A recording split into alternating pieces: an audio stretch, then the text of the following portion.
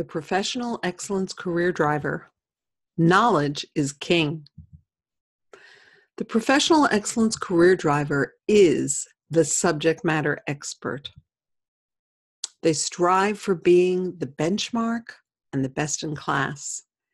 And most of all, they want to work on problems that are worthy of their intelligence and often their considerable level of education.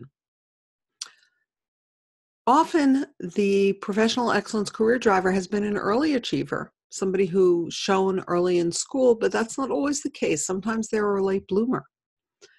But what's always true is that they enjoy professional recognition from peers.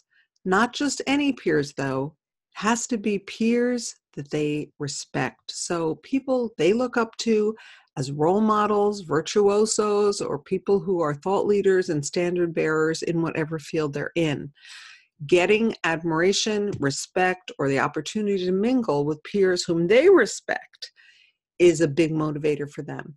And that could take the form of, for example, publishing or co-publishing articles in a professional journal, speaking at a conference on a panel with peers they respect, even just getting to go to a conference or be a member or a featured member of an association are all things that are motivating to somebody who's got this career driver.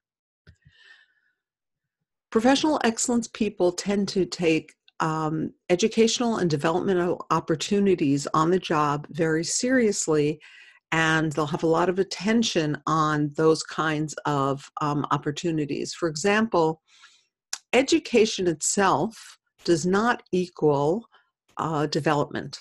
So taking a course is not the only way to develop one's career. But for this group, the opportunity to get more certifications and more degrees, to amass as many qualifications as possible, is a continuing, lifelong quest. So when they say development, they mean something different often than somebody who says, let's say, who's got managerial influence as a career driver. When a managerial influence person says they're looking for developmental opportunities, they usually mean chance to move up the ladder. When a professional excellence person talks about opportunity, they mean chance to apply their considerable knowledge and experience and expand in that way. The professional excellence-driven person wants intellectual challenge, and they will use the same terminology that a challenge-driven person does. They'll talk about needing more challenge, but they differ in a very essential way. They differ from a challenge person.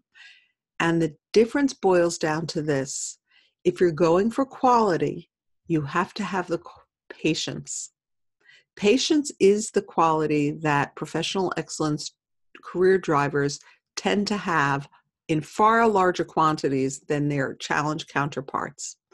So you'll find them arguing for spending more time or more money if they believe that the end result is going to be significantly higher quality. And it pains them to do anything that doesn't reach the standard of excellence that they hold. So professional excellence people are very frequently found as the founders of organizations that are devoted to standards. And that is, in other parlance, known as an association. So PE people tend to be the founders and people who run associations. And the reasons for that is that associations are the governing bodies in any group or industry that decide what the standards are for qualification. You'll find professional excellence people in quality departments, heading quality departments, in fields like education, research, and technology, science. This is a dominant driver. So professional excellence career drivers are very motivated by anything that qualifies as leading edge. That can be technology or ideas or equipment or people. They'll always want to work with the newest and the best. They're always concerned with staying up with the latest developments and keeping their skills up to date. And they'll likely spend their entire career collecting new certifications or creating them for other people.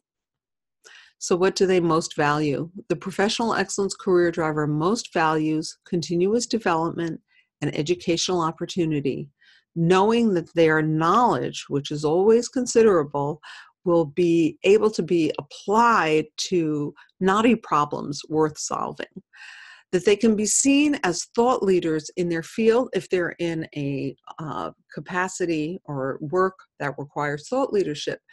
If it's in, say, hands-on production, they would want to be looked at as the top craftsperson, the person whose work is representative of the best of whatever they do. So recognition from their respected peers, being and working with the best. Professional excellence.